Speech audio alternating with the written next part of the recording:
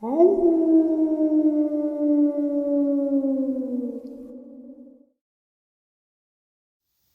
and salutations, everyone. I hope everyone is still doing well, and welcome to today's bonus upload. Before we jump into it, a couple quick links. As many of you know, I rely on Patreon, PayPal, channel membership, and the merch to help the channel to continue to grow and go. Links to Patreon, PayPal, and channel membership is in the description below. The merch is displayed directly under the video. Also, Dogman Frightening Encounters, Volume 1 through 3, the audiobook versions. They were written and researched by Tom Lyons, narrated and produced by me, Jeff Nadolny. Those audiobooks are available on Audible, Amazon, and iTunes, links to which are also in the description as well. And finally, last but definitely not least, if you'd really like to help support this channel to continue to grow and go, simply subscribe. It does not cost a cent. Click that like button, takes half a second. If you don't want to miss out on any of the informative uploads that I put out daily, click the bell icon, and folks, please leave a comment and share the video. Why? Well, because all of these things really do help the channel to continue to grow and go. They definitely do matter, and they are appreciated. And with that, I have taken far too much of your time. Let's jump in to today's bonus, shall we? Today's first experience. My incident happened in late summer of 2018. It was in the mountains of North Georgia. I'm a surveyor with 20 years of experience in Georgia, Tennessee, Alabama, and North and South Carolina. So I'm extremely comfortable in the woods as I spend so much time outdoors, most of that time being very far back in the forest. And a great deal of it is in our national forestry land, where you do not see anyone for days at a time. On the day that this happened, I was surveying a piece of property around some small core of Engineer Lake bordering a large tract of national forest land. I was operating a robotic survey total station transit, which means you do not need a partner to run a survey crew, and instead of having 2 or 3 people on your crew, you generally work alone. The property is fairly large, approximately 500 acres, made up of mostly steep mountains and hollows covered in dense mountain laurel. I just finished cutting a traverse along the property line running to the top of the ridge, roughly 350 to 400 meters away, with my machete. Traverse lines are typically about 5 feet wide and cut as close to the ground as possible to ensure a line of sight for the instrument. I just walked back down the slope to get ready to traverse to the top of the ridge when I noticed someone or something, hairy, wearing what I originally thought was a hat, slowly walking across the opening that I had just made a few minutes earlier and stopped to look at me. It had a large hand reaching up to grab a tree limb it was next to. At the time, I thought someone must have been walking or hiking the top of the ridge, as it's not uncommon to see people from time to time, but then I realized it was way too hot to be wearing a large, shaggy brown jacket, as it was in the high 90s. And as it stared downhill at me, I could make out pointed ears on the top of its head, as well as a large snout. Then it slowly walked out of sight. At this point, I took out my headphones and started paying closer attention to the situation. As I took out my headphones, I realized it was dead silent in the woods. And in Georgia, during the summertime, it's always extremely loud with insects. I waited a few minutes and walked to the top of the ridge to grab my equipment that I seriously considered leaving and see what was going on. Noticed disturbed vegetation leading to the direction I saw it walking. Thinking harder about what was happening, I realized that the lower limb on the tree I saw walking behind as it went out of sight was right at 6 feet tall. And what I originally thought was a fur jacket was definitely fur. That's when it all hit me and I got scared. I could hear something moving a short distance coming from the area it walked to. So I decided to start making a 45 to 50-minute walk back to my truck. I could hear movement on the top of the ridge parallel to me, above me, walking back, but I did not think it was moving in reaction to me necessarily, although I was not willing to wait around and find out. I made it to my truck, and since I have only told a few people about this experience, that was pretty much as far as it goes. I know that it was not a bear, as I've been around them my entire life, and I do see them all the time. I've definitely been in deep woods on several occasions and experienced all sounds and signs of life disappearing at the drop of a hat. It takes on a new significance now. I carry a pistol every day, and on some occasions a short rifle, if the job calls for it due to bear, wild dog, finding illegal pot growing operations, etc. I can definitely say it brought me zero comfort on that day. I was scared to my very core, and I have a new sense of respect for the woods now. I would advise that if you work alone in the woods, please pay attention to your surroundings. I think a lot about what might have happened if I had not looked up when I did, or if I had been a little slower walking back down that hill, as I was probably very close to it with my back turned before walking down the hill, and my headphones were in listening to Joe Rogan podcast. If it wanted me, I wouldn't be here today. I firmly believe I was within mere yards of it up there, with no idea I was being shadowed by this creature. People go missing all the time in these woods, and are never seen again. I believe I know what takes some of them, as I believe I've seen it. Whether you believe me or not is no consequence to me, but it took me a long time to feel comfortable telling anyone this experience. If it helps one person pay attention in the woods, I am happy to be called crazy over it. Please stay safe and watch your children in the woods above anyone else. God bless. Today's second experience. Hello everyone, I hope everyone is doing well. So some have asked me to share my experience, so here goes. This was 23 years ago. I had no clue what the Dogman was, and I did not believe in anything supernatural back then. I was hunting wild hog in one of the southernmost areas of the Great Dismal Swamp. This is far south of the wildlife refuge where it ends in Albemarle Sound in eastern North Carolina. I had put my boat in the water at my friend's home about a half an hour by water from where I went into the swamp. This was late November, so it was pretty cold and very overcast, and it got dark at around 5 or so. It was around noon when I tied up and got out of the boat. First hour or so was pretty uneventful. I was working my way inland. Some of this part of the swamp can be walked through when the tide is low, and it's just marshy with deep canals that bog scattered about.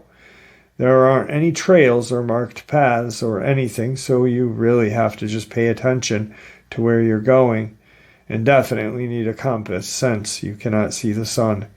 It was pretty dark there, even on bright sunny days.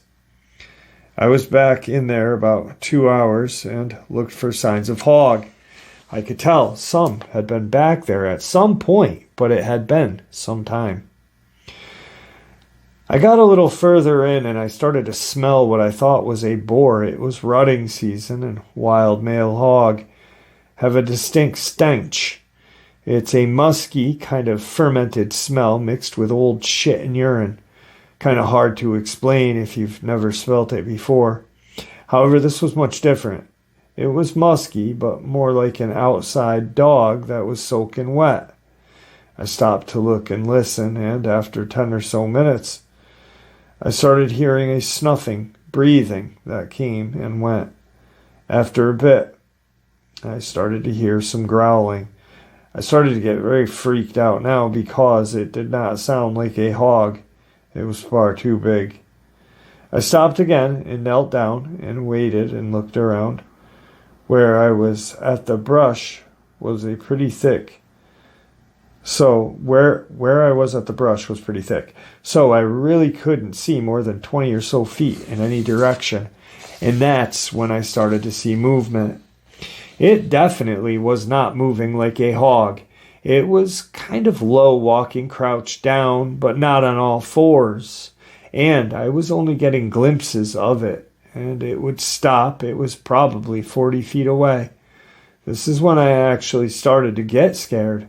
I was born in northeastern Kentucky, and I've spent most of my time there as a kid in the woods, camping, riding dirt bikes, and have always been comfortable even in deep woods. So when I moved to North Carolina, I fell in love with the swamp. This is the first time I think I'd ever felt any real or actual fear. I had a Mossberg 590 shotgun full of 3-inch double-aught buck with no extra shells and no pistol. The 590 also has a bayonet lug, so I took out the bayonet and put that on. I started backing up, not taking my eyes off of where I had last seen whatever it was. A few minutes later, I hear it again, and I look further over to my left. I'm probably 3/4 of a mile into the swamp, which doesn't seem very far, but the terrain doesn't make it quick movement. This goes on for about 20 more minutes while backtracking out of there as fast as I could. I am still hearing it, and I'm still catching glimpses of movement, and the smell is getting much stronger. After a bit, I realized that this thing has gotten between me and the way I had just come from my boat, and now I'm starting to panic. I try to start getting further away from it, heading in the right direction, and then I see it again, and it is standing up, and it is pretty damn tall. It was still back in the direction to then I see it again, and it's standing up, and it's pretty damn tall still. It was in the brush, so I really couldn't make out any details as it was getting dark as hell. I wanted to cry and run, but I knew that that was bad. It didn't seem like it wanted to get into the water, so I started wading through the canal, heading back toward my boat. I started to put some distance between me and itself, so I got back to the hard ground and I moved a little faster, but I could still hear it shuffling, growling, and moving through the brush, but it's not close anymore. I made it back to the boat, and I'm soaking wet, freezing, but I thank God I made it out of there, and just in time. It was getting foggy and starting to drizzle. I'd never been that scared in my entire life. I made it back to my buddy's house, and I told him what happened, and I can tell he knows something when I tell him where I went. He brings me in and gives me some hot coffee with a big slug of bourbon in it. When I calm down, he takes me to his other house out back of his property, to where his granddad lives. I met his granddad before, but he had always been kind of standoffish to me. I found out later that he just had really bad PTSD from Korea, and he, my buddy, and his family had lived in that area since after the Civil War. I think his granddad's great-granddad had been a slave around there, but that's another story for another time. I guess what I mean to say is his family had a history in that area and knew the place a hell of a lot better than I did. After I told his granddad what happened, he stood up, looked at me in the eye, and said, "Don't go back in there. You're lucky you made it out.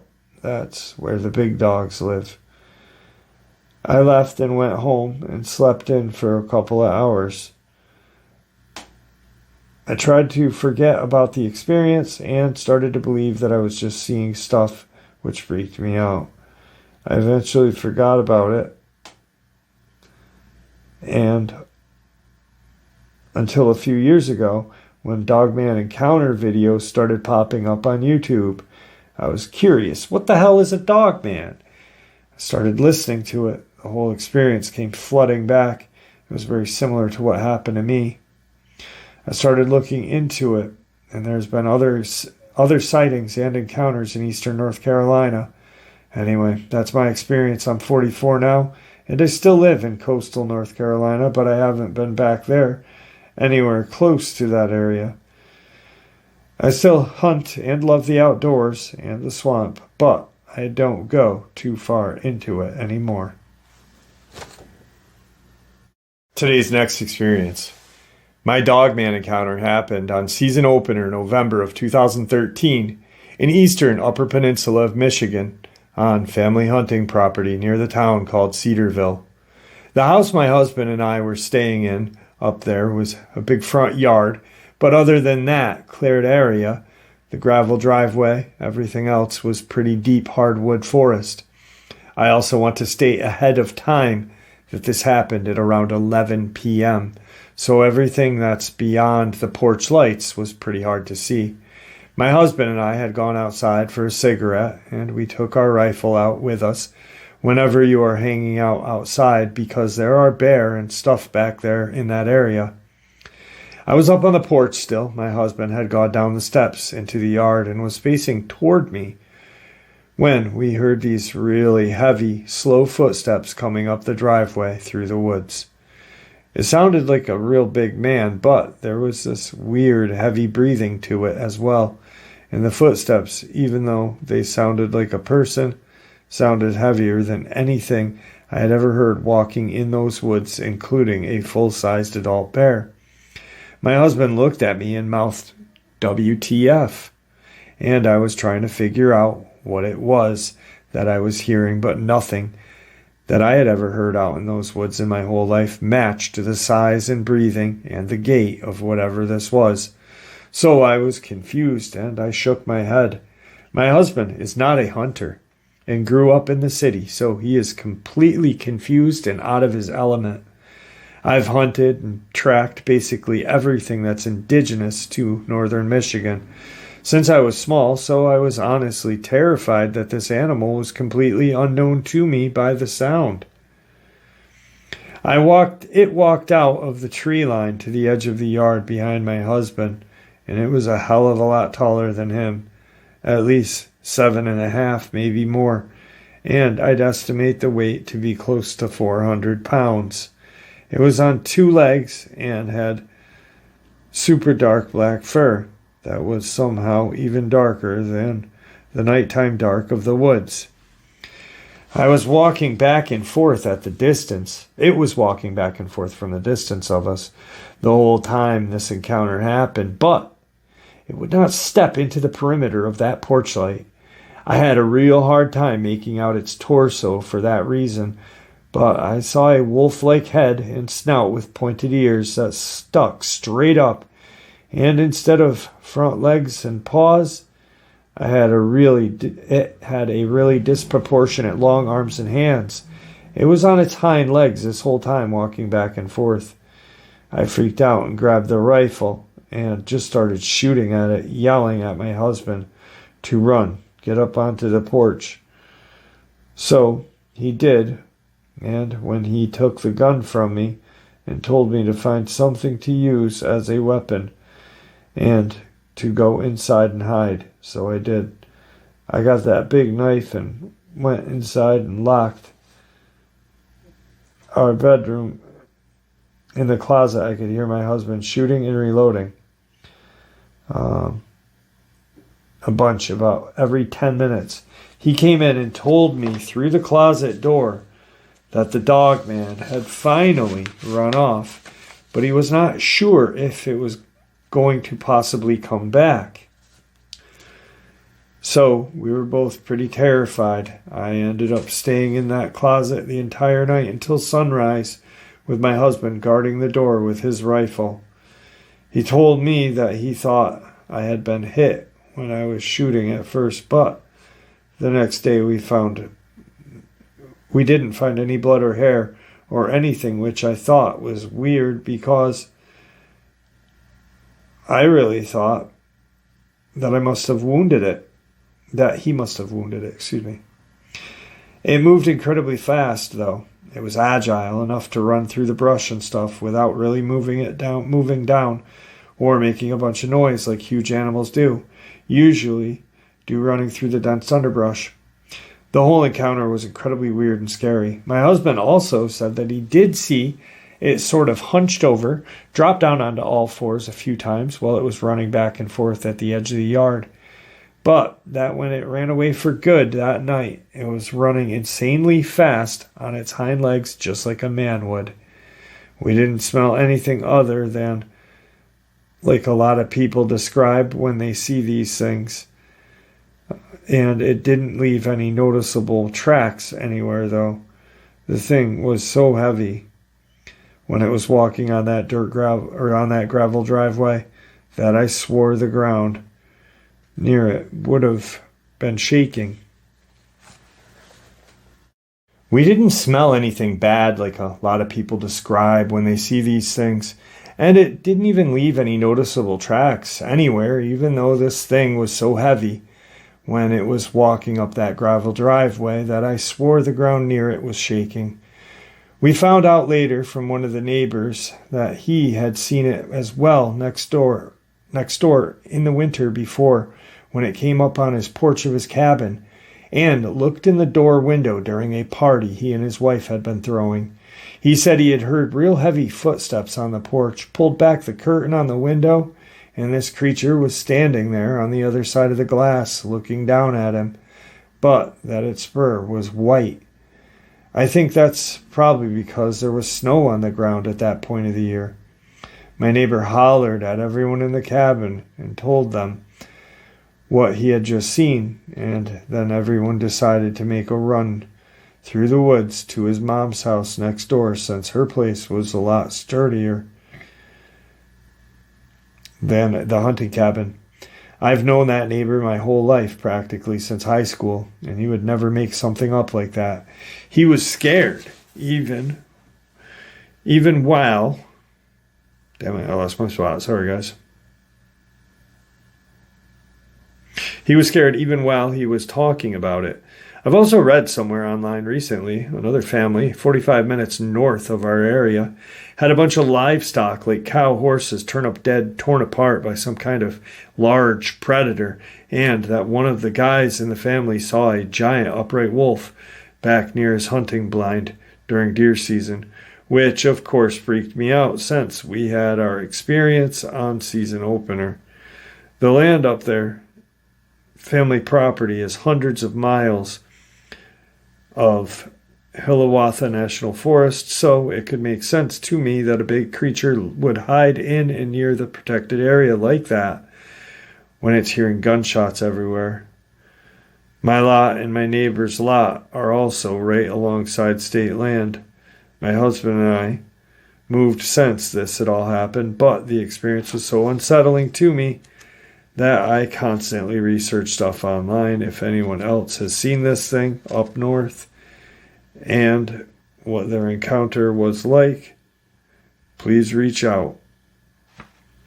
I've even heard that there's a small pack of about 4 or 5 that live downstate forest in Isabella County that a bunch of locals in the nearby area have seen, and that somebody even saw one at night in the downtown Saginaw, Michigan area. What scares me about that is the fact that there is no tree cover, that it's city. I wonder if people all over the state are seeing these creatures because they're getting forced out of their usual hunting territories due to hunting, logging, and mining. That's really increased over the last couple of years. His next encounter is very well documented, which to me makes it all the more terrifying.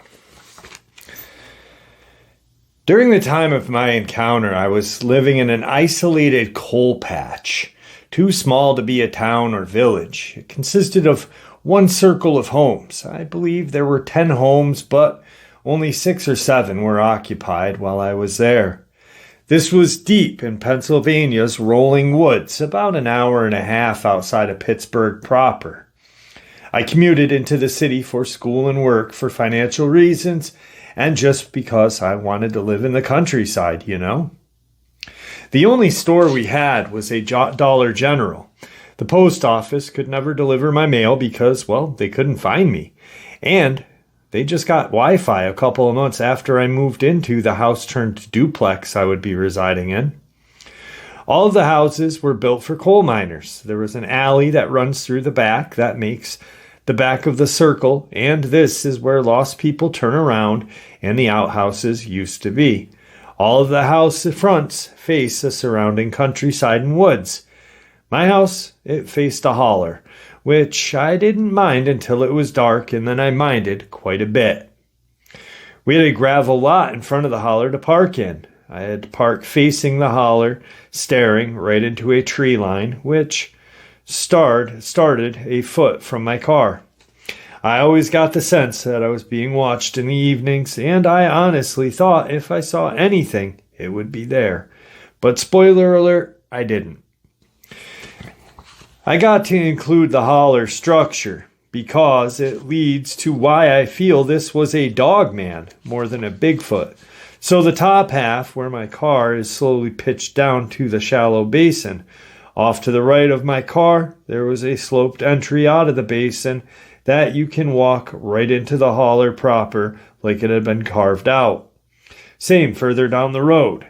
There's half a stone wall still standing there from the old house, but only one wall, some wrought iron remains from the other side, but the rest has crumbled to nothing. On the furthest side is a staircase that goes nowhere. They just never tore it down, and then the wilderness continued for another half-mile, flanked by one side of cornfield and wilds until it hit the other side of the slope as a steep incline. Dubious ATV trail. There's an ATV trail that runs from the entrance for 1.5 miles down along the banks of the creek. It got about 5 feet deep at points, and it ran the whole holler from the street, turning into a circle all the way to the fields of corn to where the trail ends. The trail and the holler are surrounded by countryside, and by that I mean you can drive and not see anyone but cows for a while. There's plenty of livestock farm, and cornfields are tall and abundant, even when it's just an open field, and rolling hills are so vast it's hard to tell what's there and what isn't. Cows, sheep, chicken, plentiful cornfields, water source that won't freeze. Mines. The mines, this area was full of abandoned mines. While I was living there, I acknowledged that, yes, something big was possibly living in the mines. Cryptids were vaguely on my radar, but they were mostly just like any other woodland animal to me. You go into an environment that isn't yours, you're taking a risk on yourself, even if it's just for a morning stroll with coffee. But there wasn't much I could do about it, and because of grad school, I was too exhausted to do anything about it. There were nights I would be on the porch, and I would hear a man's voice yelling help, calling out, and I would go back inside and lock up for the night. Like, I haven't seen that movie. In the evenings, mine gas could be seen rising in the holler. Sorry, my cat's running around going crazy. Every night, orbs would appear in the trees in front of my house. It became like a light show. Me, a cup of coffee, my homework, fireflies, and mine gas. All in all, it was plentiful and things to get distracted on. I knew what Bigfoot smelled like and what it felt like when they are around, having grown up in Ohio and spending my childhood visiting Salt Fork and spending time outside, even in my own town. Our family ended up having rules for forest safety, and one is if the forest comes, it's time for you to leave. My parents never said what they meant about if the forest, and they never said Bigfoot or anything about it, but we did learn the smell, not to leave gifts out, etc. Kinda glad we had those rules now. Coyote. I noticed that there were a lot of animal skulls scattered along the shore. I attributed that to coyote, who were active community members. I spent nights listening to them and hearing packs take down deer in the holler one night, so close I could hear the deer grunt. I became familiar with them, but only saw them once. He was beefy, the size of a German shepherd. Pretty sure he lifted weights at the gym. If my neighbors left a deer carcass on the trail, all it took was one evening for the coyote to pick it clean, and this happened quite often, both during hunting season and off-season. Food supplied by humans. So this next piece actually made my blood stop for a moment because I remember thinking it was because my landlord was horrible. But when I moved in there were long slash marks along the side of my house. A few more did appear during my time there, but I was like, haha, oh, the wind, because I never lived in a house before, of course, and all my brain was on grad school. The most prevalent one I remember was by the floodlight at the back door, which I had on religiously, slashes in the siding. So there were multiple times where I would go on my morning coffee stroll down the ATV trail and suddenly feel like I was being watched, followed, or stalked, like too many to count.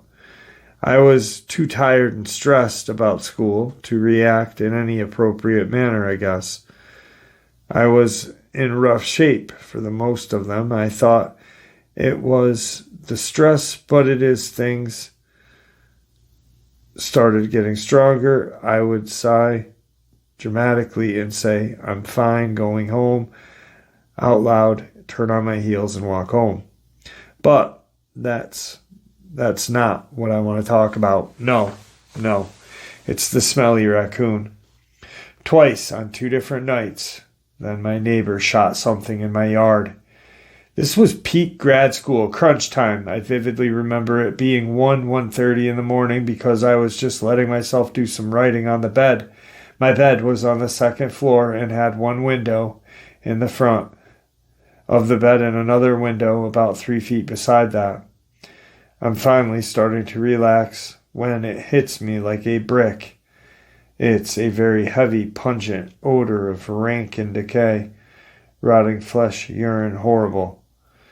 It was almost like the Bigfoot smell I had encountered before, but this was more decaying. That didn't make sense. Like you could smell the iron smell of blood, whereas I hadn't smelled it before as a kid. I swear my eyes were watering and I thought I left the window open. I rushed over to close it, but I find it closed. I closed the blinds, but not before I did a quick peek outside and turned the lights on myself. Nothing. The smell stayed. It didn't follow me room to room. It just stayed in the room. Wherever was the issue, the smell was either on the roof or right below the covered porch. Either way, I was ducked. It was a person who wanted in. They could easily break through the potato quality storm door that didn't have a lock and held only by bar of wood as a gate. They'd honestly be in my house. I made sure my room blinds were closed and sat away from the window. The smell lingered for hours, but finally it dissipated. I went to bed before it left, by the way. I was too tired to wait out. The next morning, I noticed nothing different. Nothing was knocked over. No one had left shoe prints, tire tracks, cigarettes. I continued going with my stinky raccoon theory. It was the only way I could get through this because the next night, Stinky Raccoon was back. Again, I made sure all the curtains were closed and I didn't even go downstairs for a bathroom. I just accepted.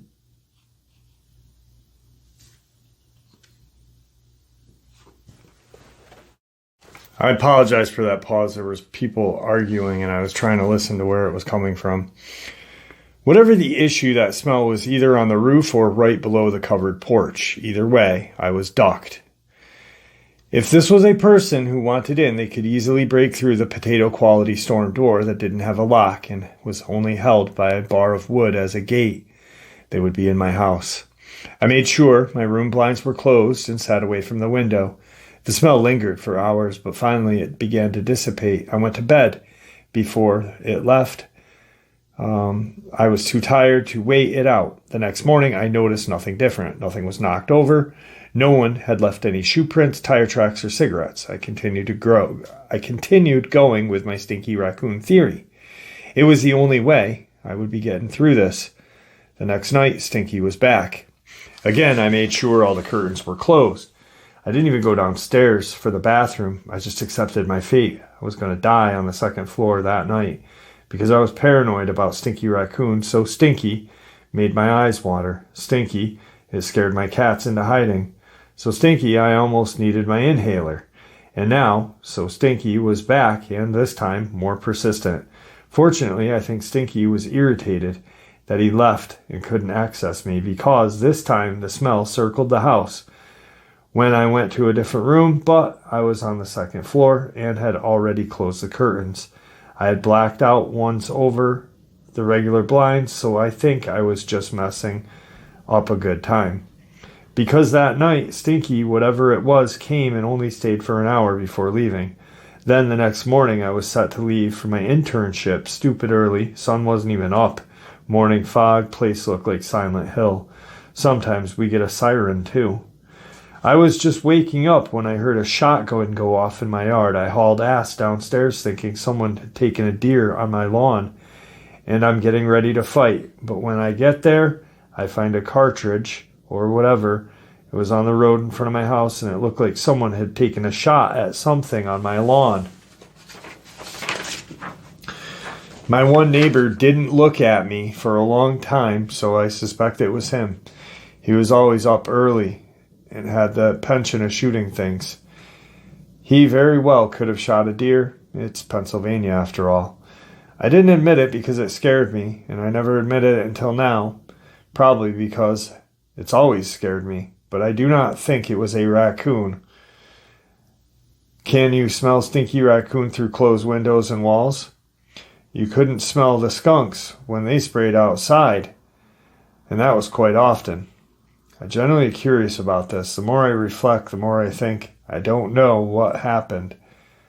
I'd love to hear others' thoughts and feelings about my experience. Oh, and finally, by the way, there is an old experience or rumor. Apparently, when the mine was still open and the miners lived there, there was a dogman outside of one of these houses, and it was clawing, trying to get into one of the buildings. The miners all came out of their homes and supposedly shot it as it was trying to get into one of the homes. No one knows why it picked that house, but shortly after the mine was closed. Maybe that's why the claw marks are on the houses still. They're still trying to get in to hunt the miners that shot their friend. I don't know. I know there's dogmen out here, and I am very scared. Thank you for allowing me to share. Stay safe. So, this experience, or that experience, to me, is pretty rich with documentation.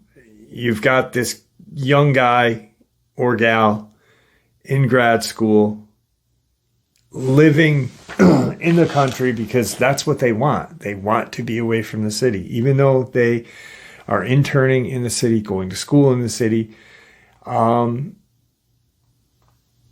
an old kind of coal patch where there's only a couple of houses, in a history of dogmen in this kind of like little community. I think it's funny how they call it the stinky raccoon, but yet they know it's not, because skunks spray regularly outside of those homes and you can't smell it in your house. So pretty intelligent, pretty decent way of documenting it and breaking everything down. The last bit of it, though, is just terrifying. Like, you eventually are starting to add things up. Like, you're like, And then come to find out, the miners actually shot what you believe is lurking around your home some 50 years earlier. On to the next encounter. So, I'm not one for believing too much into cryptid lore. Never had an encounter before or anything like that, but my partner and I live on the border of upstate New York, not far from Whitehall Bigfoot area. One night my partner was taking out the garbage and came back inside startled. I mean, really shook up. They said they had seen a creature that looked maybe like a fox or a coyote, but then it stood on its hind legs. And so they booked it back inside. Fast forward about a month, I'm outside on my porch smoking a ciggy, enjoying the stars underneath the crystal clear sky. We have a small plot next to our house that had a tow-behind landscaping trailer permanently parked on it, about 20-ish feet away from the house. After a while of standing outside, I get the sudden and intense feeling like something is watching me. Just that primal feeling of danger.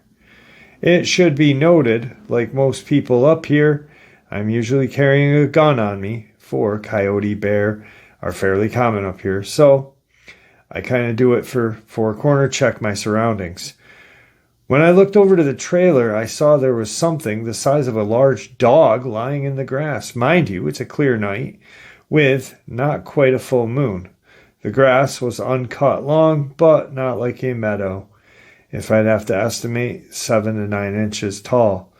So I had a good view of whatever this thing was. Now, I know never to approach a random bleeding animal or random bedded down animal, so I kind of watch it for a second. Even in the light of the moon, its outline and coat were pitch black, blacker than anything I'd ever seen, unnaturally contrasting against the ground. Then it looks up, its piercing red eyes. I'm thinking, oh, fuck.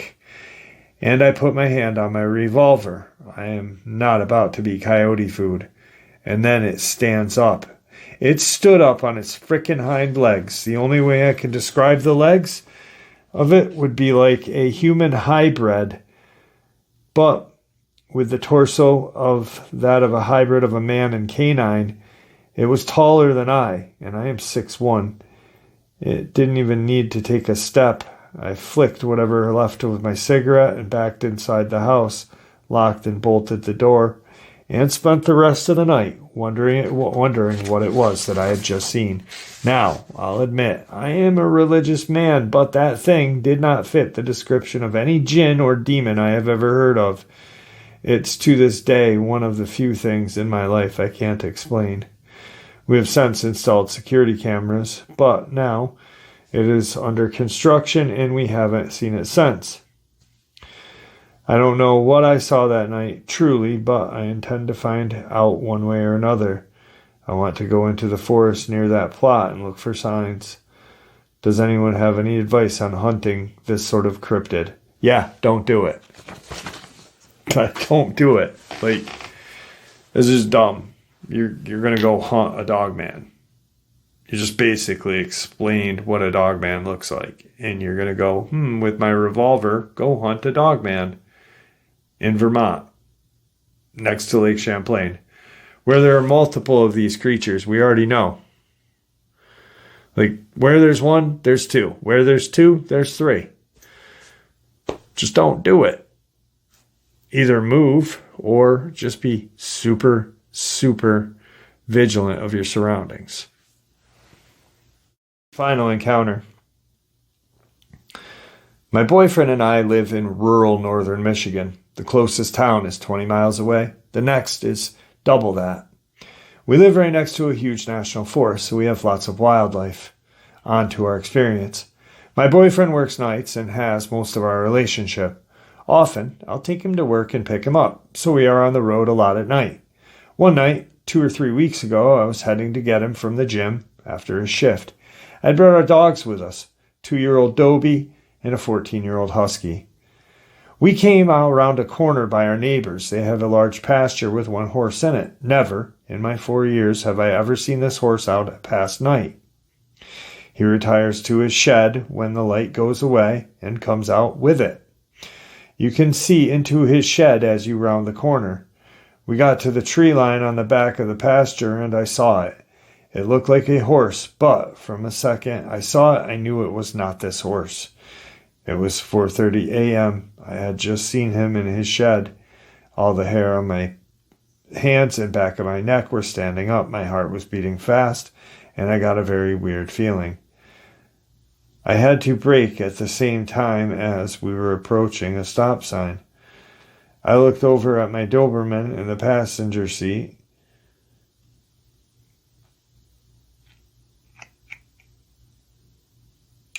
To see him with all his hair raised and teeth bared. He let out a guttural growl that I felt in my chest.